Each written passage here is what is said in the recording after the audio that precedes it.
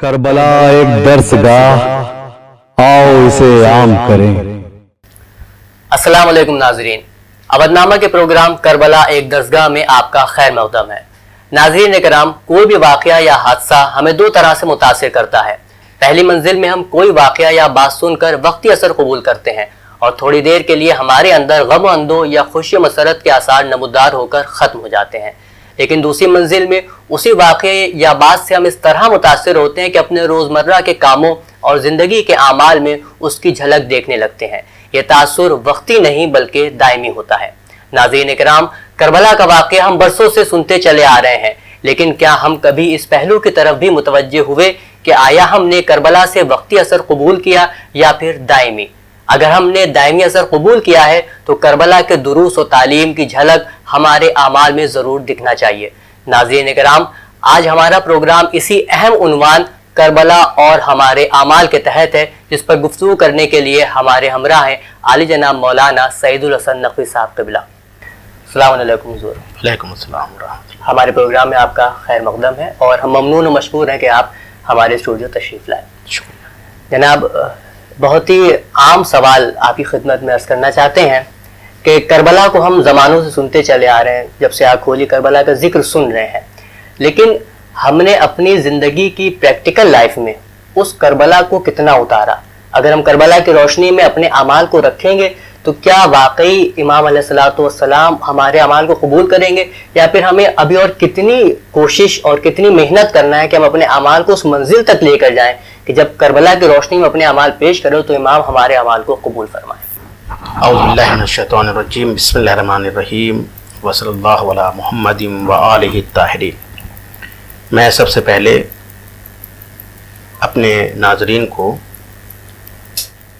امام حسین علیہ السلام کی اور ان کے اصحاب اور ان کے انصار اور ان کے اولاد کی شہادت کی مناسبت سے تعزیت اور تسلیت پیش کرتا ہوں۔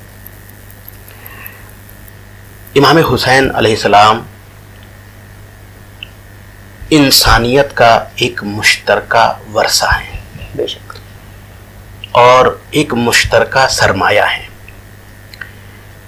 اگر آپ دیکھیں تو امام حسین علیہ السلام سے جب یزید نے بیعت کا مطالبہ کیا تو وہاں پر امام حسین علیہ السلام نے کوئی ذاتی بات نہیں کی ہے،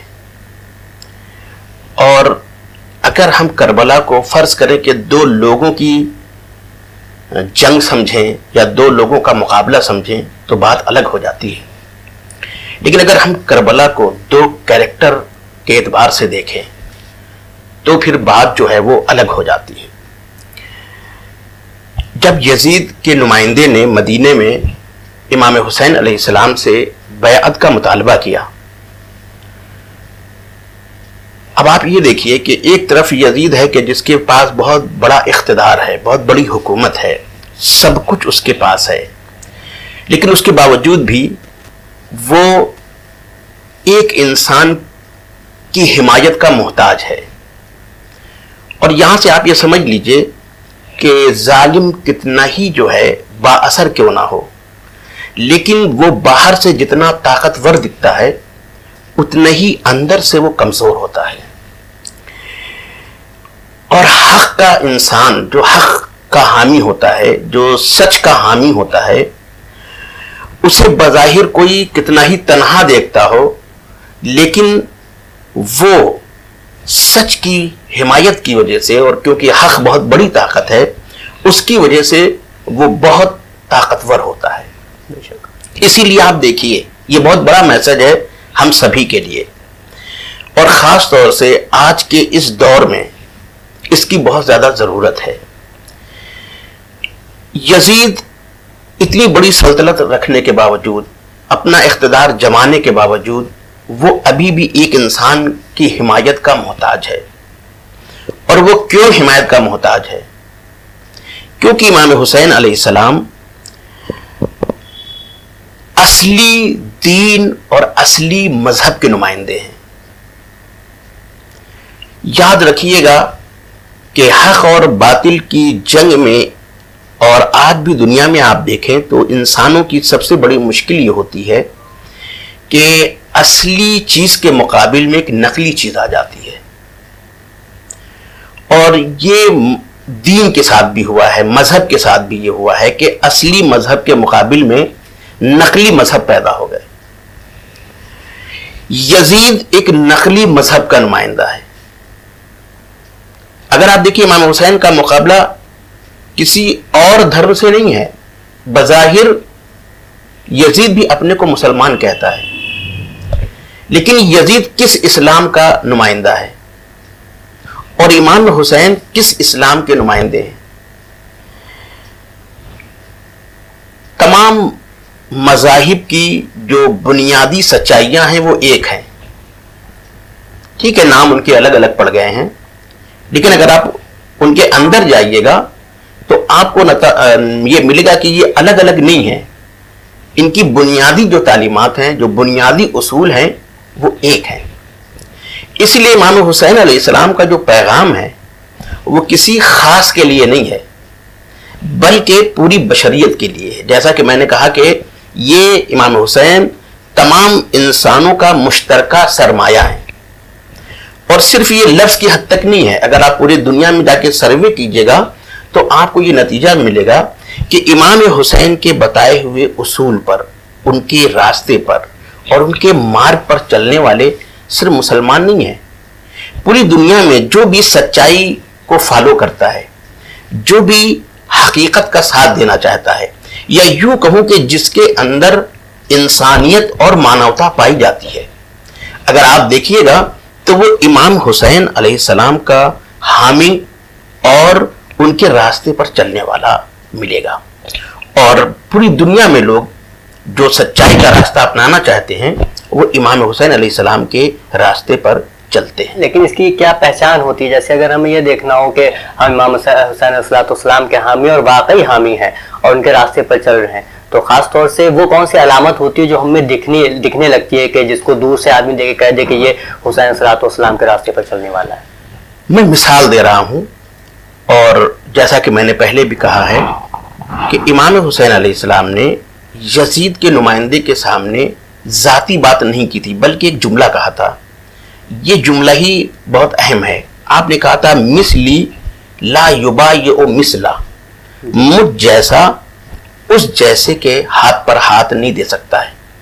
لیکن میں نے کہا نا کہ یزید امام حسین علیہ السلام سے کیا چاہتا تھا؟ وہ چاہتا تھا کہ وہ جو کچھ بھی کر رہا ہے اس کے اوپر دھرم کا ایک لباس, دھرم کا ایک روپ دھار دیا جائے. اور اس کے لیے وہ جانتا تھا کہ امام حسین محمد صاحب کے نواسے ہیں, اس لیے اگر یہ میری حمایت کر دیں گے تو ہمارے تمام کالے کرتوتوں پر مذہب کا ماسک لگ جائے گا, اور ہمارے تمام جو ظلم ہے, جو ناانصافی ہیں, اس کے اوپر کاہے کا غلاف پڑ جائے گا, کاہے کا کور آ جائے گا, مذہب کا کور آ جائے گا. اس لیے اس نے امام حسین سے بیعت کا مطالبہ کیا تھا. لیکن امام حسین نے اس کے سامنے کہا کہ کیونکہ امام حسین ایک سچے اور اصلی مذہب کے نمائندے تھے, لہذا وہ ایک نقلی مذہب کے نمائندے سے ٹکرائے. اور انہوں نے کہا کہ تمہارا جو کردار ہے, تم جو لوگوں کے اوپر ظلم کر رہے ہو, جو تم نا انصافی کر رہے ہو, جو تم نے سماج کو غارت کر دیا ہے, تم نے تمام اچھائیوں کے اصولوں کو جو ہے پامال کر دیا ہے, تو میں تمہاری بیعت نہیں کر سکتا ہوں. لیکن یہاں پر امام نے بات یہ نہیں کہی کہ میں تیری بیعت نہیں کروں گا, بلکہ عجیب جملہ کہا. اور اسی سے امام حسین علیہ السلام سمجھتے تھے کہ ان کا کام وقتی نہیں ہے, بلکہ یہ ہمیشہ کے لیے ہے. اس لیے انہوں نے یہ نہیں کہا کہ میں حسین یزید کی بیعت نہیں کروں گا, بلکہ عجیب وہ کریکٹر کی بات کرتے, کہتے کہ مجھ جیسا اس جیسے کی بیعت نہیں کرے گا. تو اس کا مطلب ہے کہ آپ تمام دنیا کے انسانوں کو آواز دے رہے تھے کہ اگر تم حسینی بننا چاہتے ہو تو حسینی کریکٹر کو اپنانا پڑے گا, اور جو حسینی کریکٹر کو اپناتا ہے پھر وہ یزیدی کریکٹر کو قبول نہیں کر سکتا ہے اور اس کے مقابل میں رہے گا. اسی لیے آپ دیکھیے کہ میں نے کہا نا کہ ہر مذہب کے لوگ اور ہر طبقے کا انسان اپنے اپنے کیپیسٹی کے اعتبار سے اور اپنے اپنے صلاحیت کے اعتبار سے امام حسین علیہ السلام کے میسج کو کیا کرتا ہے؟ فالو کرتا ہے. اور جب امام حسین علیہ السلام نکلے ہیں تو آپ یہ دیکھیے کہ انہوں نے جن لوگوں کو دعوت دی اس میں بھی انہوں نے یہ نہیں دیکھا کہ سامنے والا کون ہے. آپ کو کربلا میں ہر طبقے کا انسان ملے گا جو امام حسین کے ساتھ ہے. یعنی افریقہ کا آدمی بھی آپ کو ملے گا, ایشیا کا بھی آدمی ملے گا, آپ کو کالا بھی ملے گا, گورا بھی ملے گا. مختلف ملکوں کے لوگ جو ہیں امام حسین علیہ السلام کے ساتھ ہیں, مختلف طبقوں کے لوگ امام حسین کے ساتھ ہیں. اور جب امام حسین جاتے ہیں, کیونکہ ہم نے کہا کہ امام حسین علیہ السلام جس مشن کے لیے اٹھے تھے وہ در حقیقت انسانیت کی بنیادی تعلیمات ہیں, اس کے لیے وہ اٹھے تھے. اسی لیے انہوں نے کہیں بھی ایسا نہیں کیا کہ انہوں نے کسی کو اپنے سے دور کیا ہو, بلکہ انہوں نے ہر ایک کو اپنے قریب کیا. مثلا فرض کریں کہ امام حسین علیہ السلام ایک جگہ پہ جاتے ہیں جہاں پر زہیر بن قین ہیں. زہیر بن قین امام حسین علیہ السلام کے خاندان سے وابستہ نہیں ہیں, یہ عثمانی مسلک کے ہیں. لیکن اس کے باوجود بھی اتنا ہم جانتے ہیں کہ زہیر بن قین قریب رہتے ہیں ہوئے مثلا خود کوشش کرتے کہ امام حسین سے ان کی ملاقات نہ ہو. تو اس کا مطلب وہ بھی جانتے تھے کہ امام حسین علیہ السلام سے مقابلہ یعنی ان کے روبرو ہونے کی ان کے اندر صلاحیت نہیں پائی جاتی ہے. لیکن اس کے باوجود بھی آپ دیکھیں امام حسین علیہ السلام نے ان کو کیا کیا, دعوت دیتے ہیں, اور دعوت دینے کے بعد وہ بلاتے ہیں, اور وہی زہیر بن قین جو ہیں وہ بدل جاتے ہیں, آگے بڑھتے ہیں. وہب کرسچن خاندان ہے, لیکن امام حسین علیہ السلام اس کرسچن خاندان سے بھی, کیونکہ ہم نے کہا نا کہ امام حسین جس لیے اٹھے تھے تمام مذاہب کی بنیادی تعلیمات تو ایک ہی ہیں, اس لیے امام نے کسی کو دور نہیں کیا ہے بلکہ اپنے اس مشن میں اوروں کو بھی شامل کیا. لہذا یہی وہب جو کل تک کرسچن تھے لیکن امام حسین علیہ السلام سے ملاقات ہوتی ہے اور اس کے بعد یہی امام حسین کے ساتھ مل جاتے ہیں اور کربلا میں یہاں تک کہ یہ شہادت دیتے ہیں. یعنی امام حسین صلی اللہ علیہ وسلم کے جو بنیادی جو اس سے ہمیں درس ملتا ہے وہ ایک امام نے غیروں کو بھی اپنے سے جوڑا ہے. اور کیونکہ ہم نے بتایا نا کہ تمام مذاہب کی جو بنیادی تعلیمات ہیں وہ ایک ہیں, لیکن اسی لیے آج کے زمانے کے اگر اعتبار سے دیکھا جائے امام حسین علیہ السلام نے کربلا کے میدان میں مختلف مذاہب کو لا کے جوڑا, اور ہم جو عزاداری کرتے ہیں امام حسین صلی اللہ علیہ وسلم کے شہادت بیان کرتے ہیں اس میں پہلے بہت زیادہ تعداد میں لوگ غیر مذاہب کے آتے تھے, لیکن آج کی صورتحال بہت الگ ہے. آج کی اگر مجلس میں دیکھا جائے تو تعداد میرے خیال سے اب 10% بھی نہیں بچی ہوگی. بہت کم لوگ ایسے ہیں کہ جو غیر مذاہب کے لوگ آتے ہیں. آخر امام حسین السلام کا جو مقصد تھا وہ تھا کہ سب کو جوڑ کر چلنا, لیکن آج کی اگر دیکھا جائے تو یہ اس طریقے سے ایسا محسوس ہوتا ہے کہ امام حسین صلی اللہ علیہ وسلم کے میسج کو ہم چھوڑ کسی اور طرف جا رہے ہیں. دیکھیے ایسا نہیں ہے کہ ہم یہ کہیں کہ ہماری طرف سے یا ہماری مجالس کے منعقد کرنے والوں کی طرف سے کوئی ایسی پابندی نہیں ہے کہ ہم یہ نہ چاہتے ہوں کہ دوسرے مذہب کے لوگ نہ آئیں, بلکہ ہماری تو یہ خوشی ہے کہ امام حسین علیہ السلام کے دسترخوان پر سبھی آئیں اور آنا بھی چاہیے. وہ اور بات ہے کہ دنیا میں آج جو ہے وہ استعماری اور سامراجی طاقتوں کے ذریعے سے ہم نے کہا نا کہ ہر مذہب میں ایک نقلی مذہب وجود میں آ گیا ہے, اور یہ جو نقلی مذہب ہے یہ سامراجی طاقتوں کا پیدا کیا ہوا ہے. سامراجی طاقتیں اس نقلی مذہب کو خود حتیٰ کہ اصلی مذہب کے خلاف استعمال کرتی ہیں. مثلا فرض کریں کہ اگر اسلام میں ایک نقلی مذہب پیدا کیا گیا ہے تو یہ نقلی مذہب خود اصلی اسلام سے بھی ٹکراؤ رکھتا ہے اور دوسرے بھی مذاہب سے اس کو کیا کیا جاتا ہے, لڑایا جاتا ہے. ایسے ہی آپ کسی بھی مثلا ہندو دھرم میں لے لیجئے, آپ کرسچن میں لے لیجئے, ہر جگہ جو ہے استعماری طاقتوں نے ایک نقلی دھرم پیدا کیا ہے. یہ نقلی دھرم خود اپنے جس نام سے وہ وجود میں آیا ہے خود اس کے بھی اصلی دھرم سے ٹکراتا ہے اور دوسرے بھی مذاہب سے کیا کرتا ہے, ٹکراتا ہے. تو کیونکہ اس اختلاف سے سامراج کو حکومت کرنے کا موقع ملتا ہے اور ان کی جو کمپنیز ہیں ان کو جو ہے وہ اپنے پروڈکٹ بیچنے کا موقع ملتا ہے, ان کو اپنے اسلحے بیچنے کا موقع ملتا ہے. آپ لڑیے زخمی ہوئیے تب بھی انہی کا فائدہ ہے کیونکہ دوائیں بھی انہی کی بکیں گی, اور اگر آپ مر جائیے تو تابوت بھی وہی دیں گے اور تابوت بھی انہی کا بکے گا. تو اس لیے یہ ایک سامراجی, ہم آپ کو یہ بتانا چاہتے ہیں کہ آج دنیا میں جو بظاہر مذہبی ٹکراؤ نظر آ رہا ہے یہ حقیقت میں مذہبی ٹکراؤ نہیں ہے بلکہ یہ کیپٹلزم ہے کہ جو مختلف ناموں سے گروپ پیدا کرتا ہے اور ان کے ذریعے سے اپنے اقتدار اور اپنی کمپنیز کے لیے جو ہے اور اپنی بزنس کے لیے راہ کیا کرتا ہے, ہموار کرتا ہے، کیونکہ ناامنی کی بنیاد پر پھر انسان کے اندر جو ہے وہ سوچنے اور سمجھنے کی صلاحیت بھی کیا ہو جاتی ہے، ختم ہو جاتی ہے۔ اسی لیے عملی طور پر ہم یہ کہنا چاہتے ہیں کہ امام حسین علیہ السلام کا آج کے اس دور میں بہت بڑا میسج ہے۔ امام حسین علیہ السلام اپنے زمانے کے نقلی مذہب سے ٹکرائے تھے۔ یزید اپنے کو بظاہر مسلمان کہتا تھا، یزید حتیٰ کہ بظاہر اپنے کو کیا کہتا تھا کہ وہ محمد صاحب کا اترادھکاری ہے، اور امام حسین علیہ السلام جو ان کے حقیقی جانشین تھے، جو ان کے حقیقی اترادھکاری تھے، ان سے وہ ٹکرا رہا ہے، ان سے وہ کہہ رہا ہے کہ آپ ہمارے ہر غلط کام کو کیا کیجئے، ہماری حمایت کیجئے۔ تو در حقیقت امام حسین علیہ السلام، دیکھیں میں ایک بہت بڑی بات کہنا چاہ رہا ہوں، امام حسین علیہ السلام اگر کسی ادر مذہب سے ٹکرائے ہوتے تو شاید دوسرے والے مذہب یہ سوچتے کہ امام حسین کسی دوسرے مذہب سے ٹکرائے ہیں، شاید ان کے لیے یہ کشش نہ ہوتی، چاہے وہ دوسرے مذہب کا انسان فرض کرے غلطی ہی ہوتا، لیکن اس کے امام حسین بظاہر جو انہی کے مذہب میں ہے اسی سے ٹکرا رہے ہیں، جو نقلی ہے، جو غلط ہے۔ اس لیے امام حسین علیہ السلام کو ہر مذہب کا انسان پہچانتا ہے، کیونکہ وہ یہ سمجھتے ہیں کہ امام حسین علیہ السلام نے سچائی کے لیے قربانی دی ہے، امام حسین نے خوبیوں کے لیے قربانی دی ہے، اور جیسا کہ کربلا نے، ہم نے کہا کہ سب کو ساتھ میں لیا، اسی لیے کربلا نے پوری دنیا کو، جو بھی دنیا میں جن کے اندر انسانیت ہے اور جو سچائی کے راستے پر چلنا چاہتے ہیں، ان کو امام حسین علیہ السلام نے جرأت دی، انہیں عزم دیا، انہیں حوصلہ دیا۔ آج جبکہ ہر طرف ظلم، بربریت اور ناانصافی کا دور ہے، ہماری ذمہ داری کیا بنتی ہے؟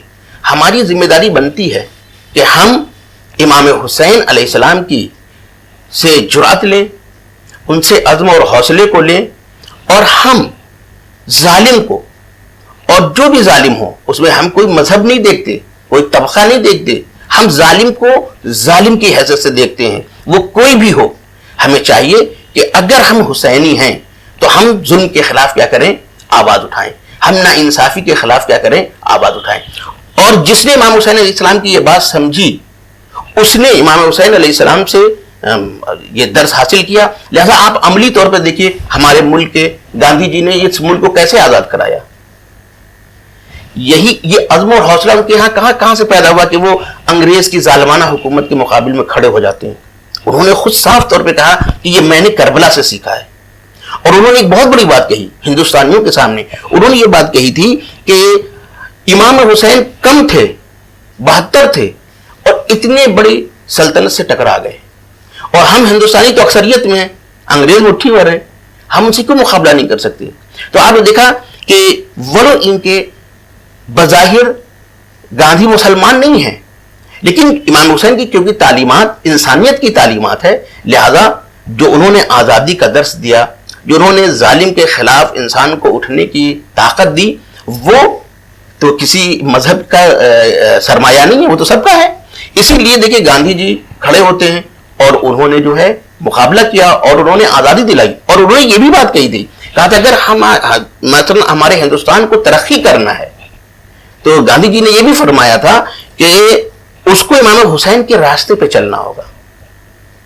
ہمیں چاہیے کہ ہم آج اپنے بھارتیوں کو یہ بات بتائیں کہ ترقی کا راستہ کوئی اور دینے والا نہیں ہے، کوئی استعماری طاقتیں آپ کو ترقی نہیں دے سکتی ہیں۔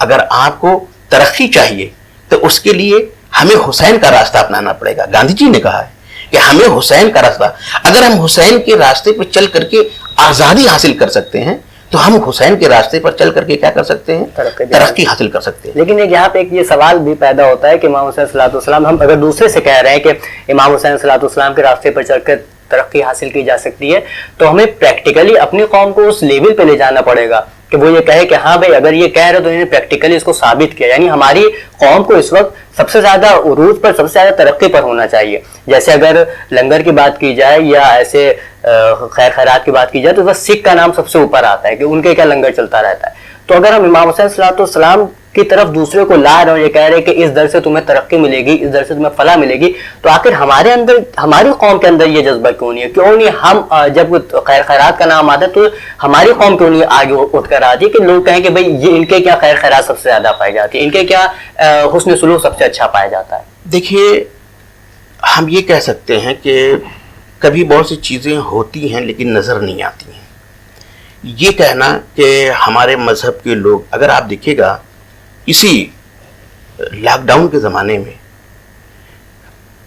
بہت سی جگہوں پر نام نہیں آتا، عنوان نہیں آتا، اور ہمارے یہاں کیونکہ اس چیز پر زیادہ زور نہیں ہے کہ آپ اگر کسی کے ساتھ نیکی کرتے ہیں تو آپ اپنا نام بھی کیجیے. اسی لاک ڈاؤن میں آپ دیکھیے کہ ہماری قوم کے لوگوں نے بغیر کسی اس فیلنگ کے کہ کون کس مذہب کا ہے، تمام مذاہب کے لوگوں کو کیا کی ہے، مدد کی ہے. کیونکہ خود میں ایسے جوانوں سے جڑا ہوا تھا کہ جو جوان اس لاک ڈاؤن کے زمانے میں انہوں نے نہ جانے کتنے لوگوں کی مدد کی ہے، لیکن انہوں نے کہیں اپنا عنوان نہیں دیا. تو ایک مرتبہ ہوتا ہے کہ آپ کوئی جگہ مخصوص کر دیتے ہیں اور وہاں آپ چند لوگوں کو کھلا دیتے ہیں، یہ اچھی چیز ہے، میں اس کی کوئی مخالف نہیں ہوں. لیکن کبھی ہوتا ہے کیونکہ ہمارے مذہب میں اس بات پر زیادہ زور دیا گیا ہے کہ آپ دوسرے کی مدد کریں لیکن اس کو شرمندہ نہ ہونے دیں. تو اسی لیے ہمارے یہاں جو ہوتا ہے، آپ دیکھیں کہ امام حسین علیہ السلام کی انہی مجالس سے جو تبرک بڑھتا ہے، جو پرساد بڑھتا ہے، اس میں کوئی یہ نہیں کہا جاتا کہ مثلا فرض کریں کہ ہم اپنے ہی مذہب والے کو دیں گے، بلکہ ہم کیا کرتے ہیں، جو بھی شریک ہوتا ہے اور جو شریک نہیں ہوتا ہے، تاکہ جو سڑک پہ کیا جاتا ہے پروگرام، اس میں جو بھی آتا ہے ہم اس کو دیتے ہیں. اور یہ تو ایک بات ہے، لیکن اس کے علاوہ جو ہمارے یہاں مدد کا سسٹم ہے، آپ سروے جا کے کیجئے، حتیٰ کہ جو فقیر مانگنے والے ہیں آپ ان سے سروے جا کے کیجئے کہ ان کو سب سے زیادہ کس محلے میں جا کے دان ملتا ہے.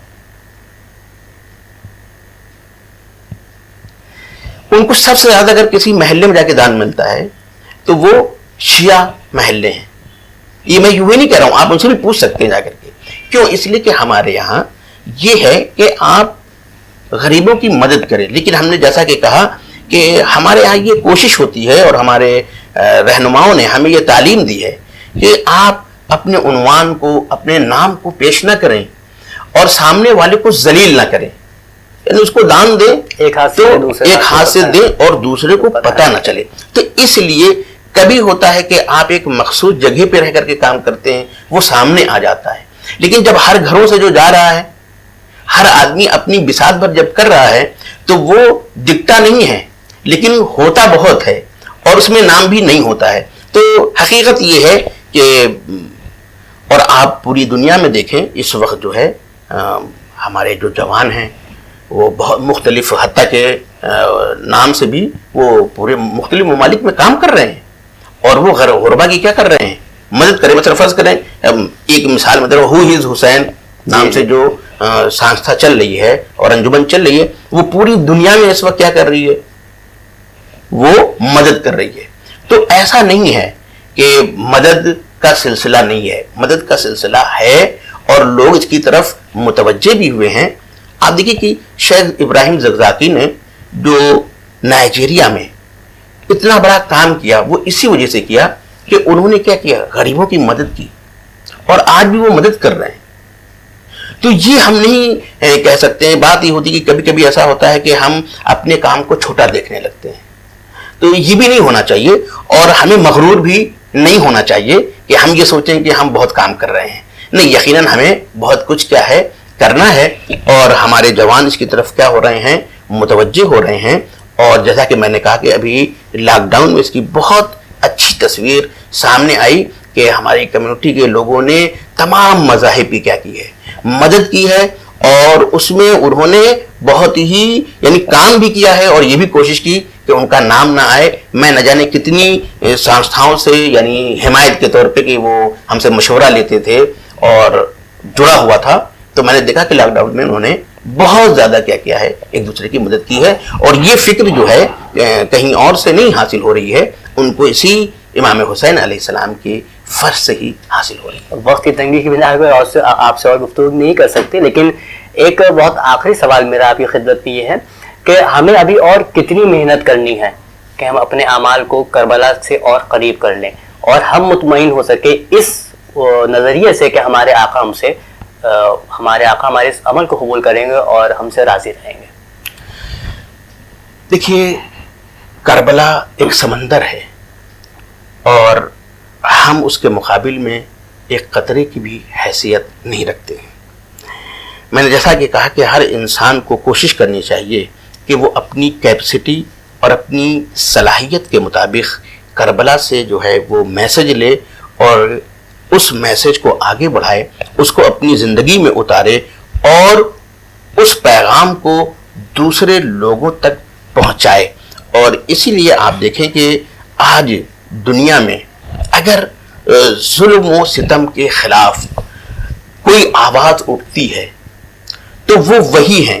میں بلا مذہب یعنی بغیر کسی امتیاز سے کہنا چاہتے ہیں کہ جو حسینی ہیں، چاہے وہ کسی بھی مذہب کے ماننے والے ہوں، جو حسینی ہیں، اگر آپ پوری دنیا میں سروے کیجئے گا تو جو حسینی ہے اور جو حسینی فکر سے وابستہ ہے، وہ چاہے کسی بھی مذہب سے ہو، وہ کہیں بھی ظلم ہو، کہیں بھی ناانصافی ہو، وہ اس کے خلاف کیا کرتا ہے؟ آواز اٹھاتا ہے. اور جو دنیا میں استعماری طاقتیں ہیں، اگر ان کے مقابل میں کوئی فرنٹ پر ہے تو وہی ہے کہ جو حسینی ہیں. اور اس میں آپ جتنے بھی نام لے لیجیے، اور میں نے ابھی مثلا آپ کو مثال دی مثلا اپنے ملک کی گاندھی جی کی، مثلا آپ نیلسن منڈیلا کو لے لیجیے. نیلسن منڈیلا مسلمان نہیں تھے، کرسچن تھے، مگر 22 سال تک جیل میں رہنے کے بعد وہ خود کہتے ہیں اس بات کو کہ 22 یعنی انقلابی منڈیلا 22 سال تک جیل میں رہا. اس کے بعد وہ ہارنے لگا، کہنے لگا کہ میں ایک رات میں نے سوچا کہ میں کب تک جیل میں رہوں گا یار، میں جاتا ہوں اور میں اب جو میں جس مانگ کے لیے میں نے قربانی دی تھی اور انقلاب برپا کیا تھا اس سے میں پیچھے ہٹ جاتا ہوں. اور حکومت جو کہ اس وقت نسلی حکومت تھی، وہاں پر گوروں کی حکومت تھی جو کالوں سے جو ہے وہ ظلم اور ناانصافی کرتی تھی، تو انہوں نے کہا کہ ہم اپنی پوری مانگ نہ کر کے اور ہم کوئی سمجھوتا کر لیں. یعنی انقلابی 22 سال تک جیل میں رہنے کے بعد وہ ناکام ہو رہا ہے، ہار رہا ہے. وہ کہتا ہے میں نے سوچا کہ صبح ہوگی تو میں جو ہوں فیصلہ کروں گا. کہتا ہے کہ اچانک میرے لیے امام حسین، مجھے ایسا محسوس ہوا کہ جیسے میرے لیے امام حسین پرکٹ ہوئے ہوں، ظاہر ہوئے ہوں. اور وہ ہم سے کہتے ہیں نیلسن منڈیلا تو کہاں جا رہا ہے؟ آپ نے دیکھا، یعنی آج بھی امام حسین علیہ السلام ایک ایسی طاقت ہے، ایک ایسی روحانی طاقت ہے کہ اگر ایک انقلابی انسان 22 سال جیل میں رہنے کے بعد بھی شکست کھا رہا ہو تو وہ اس کو اپنے پیروں پہ کھڑا کر دیتے ہیں اور کہتے ہیں کہ جب مجھے ایسا محسوس ہوا کہ مجھ سے امام حسین یہ کہہ رہے ہوں تو میں نے پھر واپس آ گیا اور پھر میں نے کوئی سمجھوتا نہیں کیا. اور آخر میں آپ نے دیکھا کہ انہوں نے ساؤتھ افریقہ کو آزاد کرایا اور خود اس کے پریسیڈنٹ بھی بنے اور دنیا میں انہوں نے ایک ظلم اور ناانصافی کے خلاف اچھا میسج دیا. تو اس اعتبار سے ہم یہ کہنا چاہتے ہیں کہ ہر آدمی جس جگہ پر ہے اس جگہ پر رہ کر کے وہ ایک اچھا انسان بن سکتا ہے اگر وہ امام حسین علیہ السلام کو جو ہے فالو کرتا ہے. اور صرف خود ہی اچھا انسان نہیں بن سکتا ہے بلکہ وہ جہاں تک اثر انداز ہو سکتا ہے وہاں تک اچھائیوں کو پھیلانے کی کیا کرے، کوشش کرے. یہی اصل میسج ہے امام حسین علیہ السلام کا. آپ کا بہت بہت شکریہ ہمارے پروگرام میں تشریف لائے اور ہمارے ناظرین سے گفتگو فرمائی. ناظرین کرام، کربلا اور ہمارے اعمال کے تحت آپ گفتگو سن رہے تھے اور مولانا سعید الحسن نقوی صاحب نے بہت اچھی گفتگو فرمائی اور ہمیں اور خاص طور سے حسینی کو ان اعمال سے اور ان حقائق سے روشناس کرایا جن سے ہر حسینی کا روشناس ہونا ضروری تھا، کیونکہ فقط سینے پہ ہاتھ مار لینا اور زبان سے یا حسین کہہ لینا ہمیں عزاداروں کی فہرست میں شمار نہیں کرے گا، بلکہ ہمیں یہ دیکھنا ہوگا کہ ہم نے اپنے اعمال کو کربلا سے کتنا قریب کیا. اگر ہمارے اعمال کربلا سے دور ہیں تو ہم عزاداروں میں شمار نہیں ہو سکتے، کیونکہ ہماری عزاداری فقط رسمن ہوگی. اگر آپ کو ہمارا یہ پروگرام پسند آیا ہے تو کمنٹ باکس میں ضرور بتائیں، اور اگر آپ کوئی مشورہ ہمیں دینا چاہتے ہیں تو اسے بھی کمنٹ باکس میں ضرور لکھیں. تب تک کے لیے ہم آپ سے رخصت چاہیں گے. خدا حافظ. लखनऊ से डोरबेल ऑनलाइन ग्रोसरी स्टोर के सभी अराकीन शहीदान करबला की खिदमत में खिराज अकीदत पेश करते हैं। घर बैठे ग्रोसरी और घर का सारा सामान फौरन और पूरी हाइजीन के साथ पाने के लिए हमारे व्हाट्सएप नंबर 6394027918 पर ऑर्डर कर सकते हैं। हमें परखने और हमारी हौसला अफजाई के लिए एक बार मौका जरूर दें।